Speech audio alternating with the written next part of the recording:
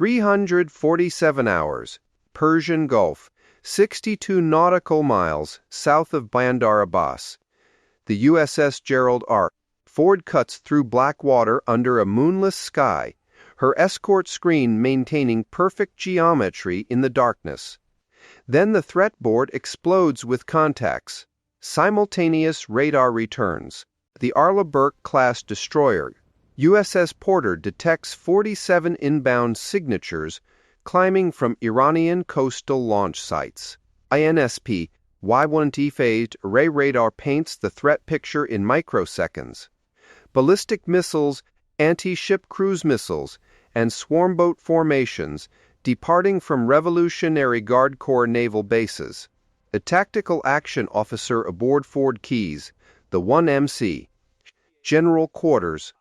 This is not a drill. Missile Defense Condition 1.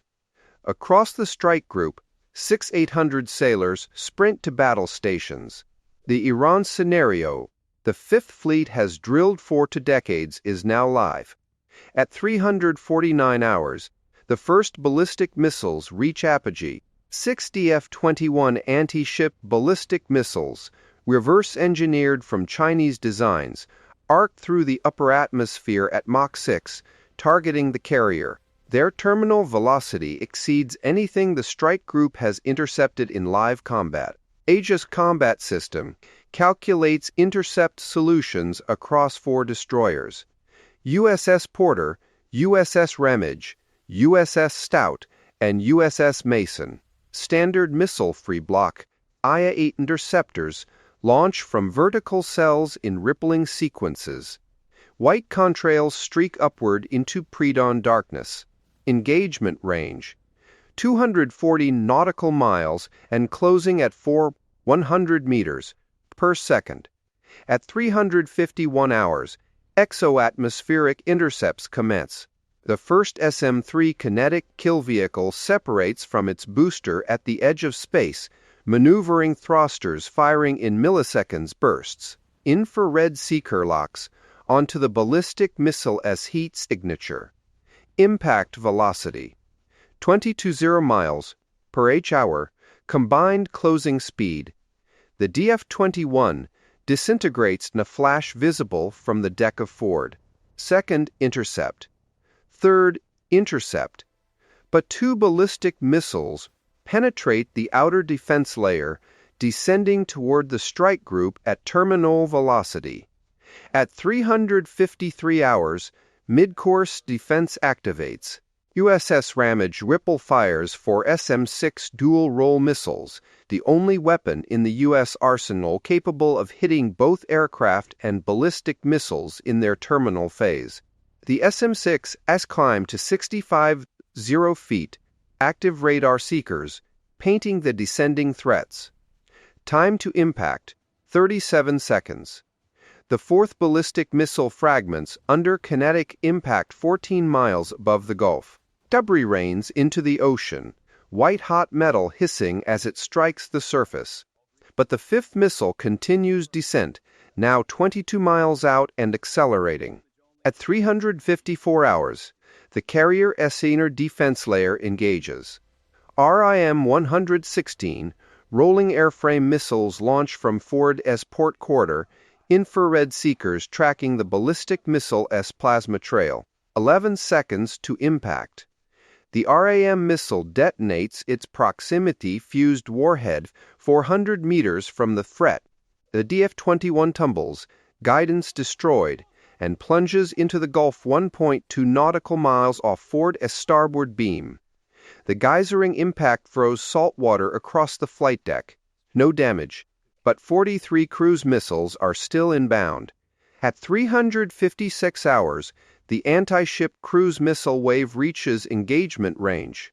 Iranian-designed Noor missiles, reverse-engineered from Chinese C-800-2 designs, skim 15 feet above wave tops at Mach 0.9. See skimming profiles designed to defeat radar horizon limitations. The Strike Group SC-2D Advanced Hawkeye Airborne Hurley Warning Aircraft Vectors FA-18E Super Hornets to intercept positions 80 miles forward of the formation. Call sign, Radar 201, achieves radar lock. For AIM 120 DMRAM missiles ripple from weapons pylons. Impact in 19 seconds. 3 cruise missiles explode in mid-flight. The 4th continues, its radar seeker painting USS Stout. At 358 hours, evolved Sea Sparrow missiles engage. USS Stout SMK-29 launcher rotates toward the threat bearing, fire control radar maintaining continuous illumination. HUESSM missiles launch in 3-second intervals. The first intercepts at 6.4 nautical miles, fragmenting the Noor into burning debris. 14 cruise missiles break through the forward screen. Aegis orchestrates defensive fires across the strike group. SM to missiles from Porter, ESSM from Mason, SM-6 from Ramage. The sky becomes a lattice of missile contrails and detonations. 8 more cruise missiles destroyed. But 6 are inside 12 nautical miles, terminal defense range. At 401 hours, close-in weapon systems activate. Phalanx CIWS mounts across the strike group swivel toward inbound threats, 20 mm Gatling cannons, spinning to 4,500 rounds per minuet. Radar-guided fire control systems achieve lock. The first Phalanx opens fire at 1.6 nautical miles, tungsten penetrator rounds shredding a cruise missile-S airframe.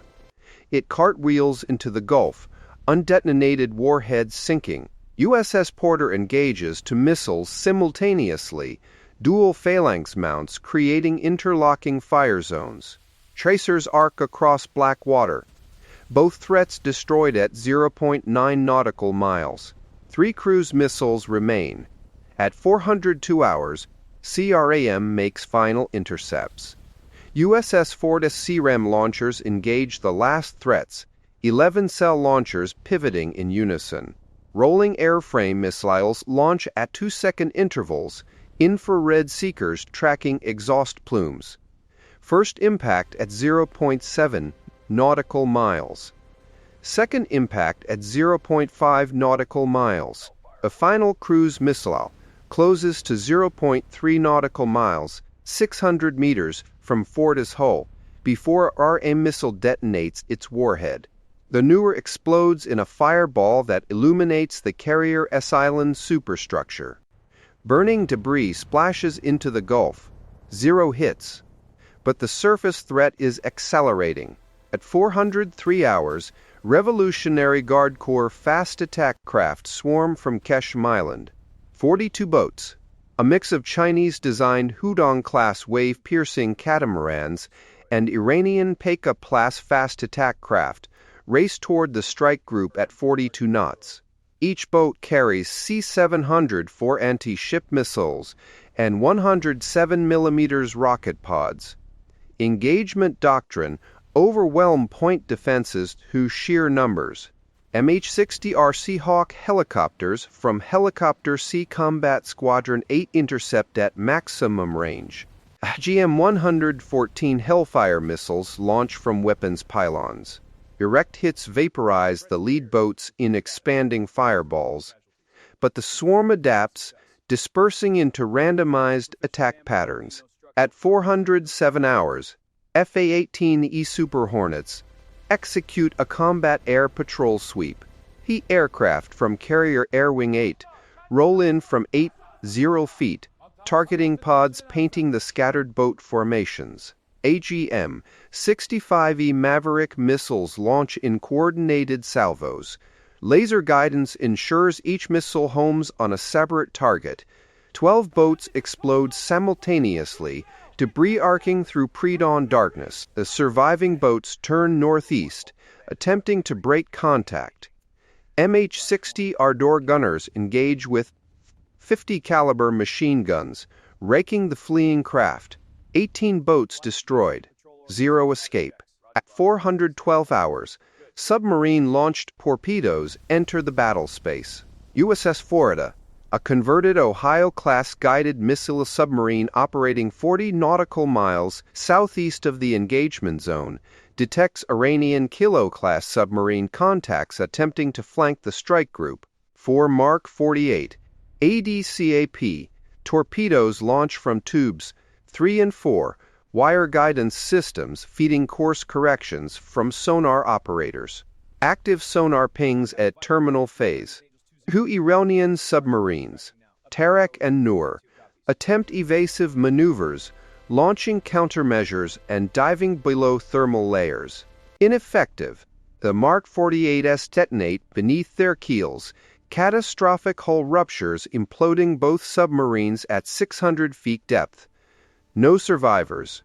At 418 hours, Iranian shore-based anti-ship batteries engage. Chinese-supplied YJ-60 to land attack cruise missiles launch from concealed positions near Jask.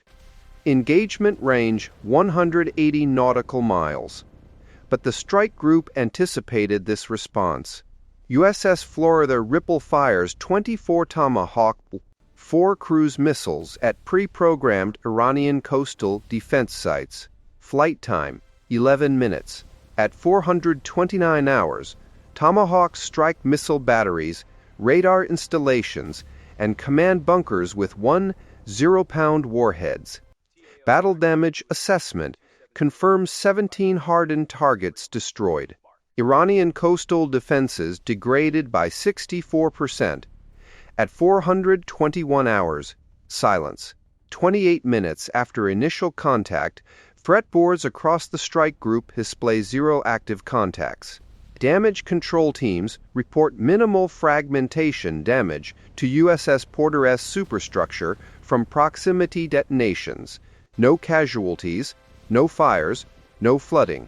Across the Iranian coastline, 47 ballistic and cruise missiles destroyed, 42 fast attack craft sunk to submarines neutralized, and 17 shore installations eliminated. U.S. casualties 0. Aircraft losses 0. The carrier strike group maintains heading and speed. Flight operations resuming at 435 hours. The tactical lessons were immediate and unambiguous. Multi-layered integrated air defense proved effective against saturation attacks, combining ballistic missiles, cruise missiles, and asymmetric surface threats. The engagement validated decades of Aegis development and carrier strike group doctrine. Standard missile-free, Interceptors demonstrated exoatmospheric capability against ballistic threats, a capability Iran's procurement networks could not replicate. SM-6 dual-role flexibility allowed simultaneous air and missile defense, compressing decision timelines for tactical action officers.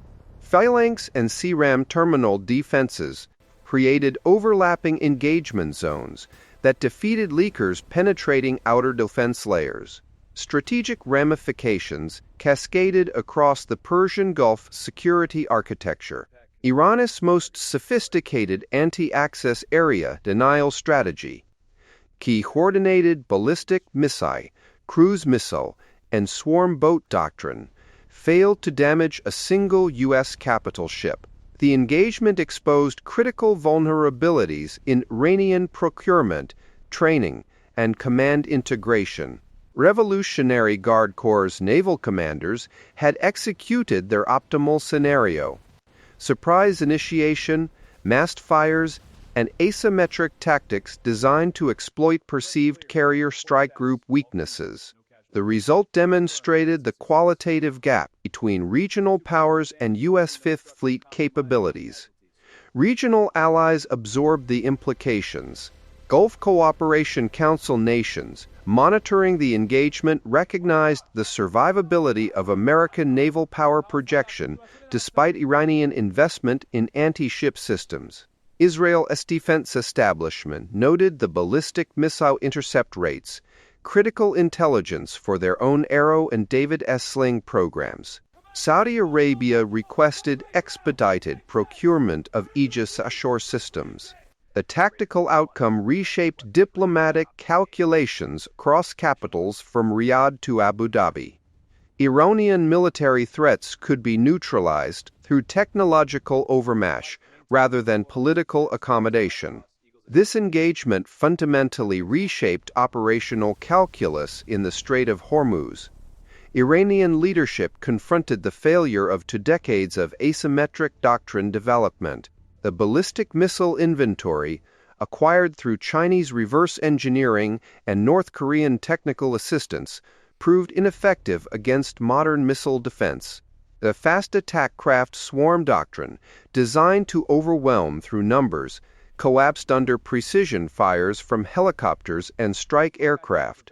Submarine operations, intended to create ambiguity and forced defensive posture, resulted in total platform loss without achieving engagement.